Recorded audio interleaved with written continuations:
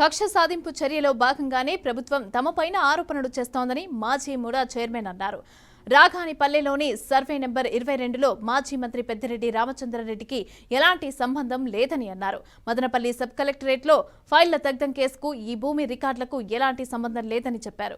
జమీందారుల నుంచి 1957వ సంవత్సరంలో విక్రయపత్రం రీత్యా 982.48 ఎకరాలు కొనుగోలు చేసినట్లుగా ఆయన తెలిపారు. మొట్టమొదట కమిషనర్ ఆఫీస్లో అంటే కమిషనర్ ఆఫ్ సర్వే సెటిల్మెంట్ ఆఫీస్లో ఉండేది రికార్డు, టోటల్ రికార్డు. అక్కడి నుంచి డైరెక్టర్ ఆఫ్ సెటిల్మెంట్స్కి వచ్చింది, అక్కడి నుంచి జాయింట్ కలెక్టర్కి వచ్చింది, జాయింట్ కలెక్టర్ ఆఫీస్ నుంచి పుంగూరుకి వచ్చేసింది రికార్డు అంతా. ఇప్పుడు మళ్ళా గవర్నమెంట్ మా పైన కేసు వేసింది. ఈ రికార్డు అంతా చిత్తూరు పోయింది. చిత్తూరు నుంచి మళ్ళా విజయవాడ డైరెక్టర్ ఆఫీస్లో ఉంది. ప్రతి ఒక్క చిన్న పేపర్ కూడా సేఫ్ కస్టడీలో డైరెక్టర్ ఆఫ్ సెటిల్మెంట్ దగ్గర ఉంది. మదనపల్లి దగ్ధం కేసుకు కానీ దీనికి కానీ సంబంధమే లేదు. ఈ రికార్డు ఏది కూడా మదనపల్లిలో లేదు. మొత్తం రికార్డు అంతా కూడా ఉంది. మీరు కావాలంటే కూడా చూపిస్తా. నేను ఈ మధ్య 4-5 వాయిదాలు పోయినా ఈ సర్టిఫికేట్ కాపీస్ కూడా ఇచ్చారు వాళ్ళు. నేను అడిగి తీసుకున్నా.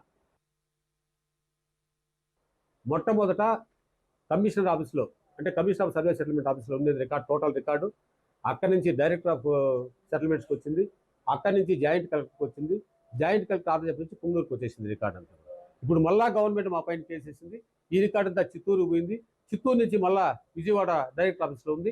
ప్రతి ఒక్క చిన్న పేపర్ కూడా సేఫ్ కస్టడీలో డైరెక్టర్ ఆఫ్ సెటిల్మెంట్ దగ్గర ఉంది.